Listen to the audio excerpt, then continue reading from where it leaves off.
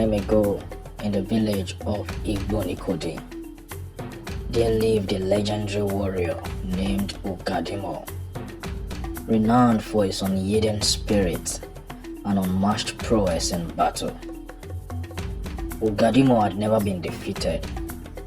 His name sent shivers down the spines of his enemies, and his people revered him as a hero. Ugadimo's strength was not just physical but also spiritual. He had adhered to the ancient traditions of his people, honoring the gods and respected the land and its spirit. His unwavering dedication earned him the favor of the gods, who watched over him with pride. Ugadimo embodied a mystifying paradox. He had 7 wives, yet he practiced deliberate chastity. Ugadimo's choice to abstain from physical intimacy with his wives was a deliberate act of self-discipline. It allowed him to channel his energy towards more transcendent pursuits. His strength, both physical and spiritual, was said to emanate from this singular devotion. His wives, even though faced the sting of barrenness and marital pleasure, were comfortable only by being addressed as the wives of the greatest warrior ever seen in Igbonikodi. Ugadimo's aura was mesmerizing, a blend of rugged strength and serene calmness. But one day, the warriors of Igbonikodi, led by Ugadimo, unavoidably engaged Ugadimo's maternal village in battle. Soon, the battle began, and the warriors of Igbonikodi charged against the Okangas, Ugadimo's maternal village. Dust filled the air as they engaged in serious battle. At the end, Igbonikodi became victorious, but it was a Pyrrhic victory. Only Ugadimo and a few seriously injured warriors survived.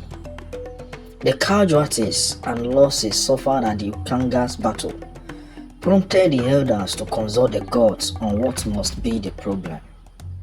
The gods had never forsaken them.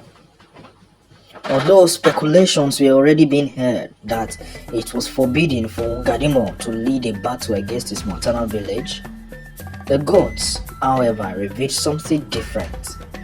Yet, Ugadimo was the trigger. It was time for Ugadimo to bear children, was the resounding demand from the gods. Soon, Ugadimo's 7 wives conceived. The news became the talk of the town. The villagers wondered what caliber of children so great a warrior would produce. But Ugadimo knew that his time was gradually fading. He had kept the wrappers his wives wore on the night he became intimate with each of them. One fateful day, a day before his wives began to put to bed, Ugadimo summoned his entire household, friends, relatives, fellow warriors and elders of the community. Dressed as if going for a long journey, he spread the wrappers he had collected from his wives on the floor in the order he had been intimate with them. He stepped on the middle of the wrappers he had spread on the ground. The elders and people stood in awe as they watched Ugadimo. He soon started to chant some incantations, singing and dancing with his face full of smiles and expectations. Suddenly, a mighty wild wind swept through Ugadimo's compound. The winds howled and the skies darkened. Ugadimo, sensing the presence of the gods, raised his arms to the heavens. The whirlwind enveloped him, lifting him off the ground. As the villagers watched in awe, Ugadimo was lifted higher and higher until he disappeared into the clouds. The gods, pleased with his unwavering loyalty and bravery, had decided to reward him with a place among their ranks.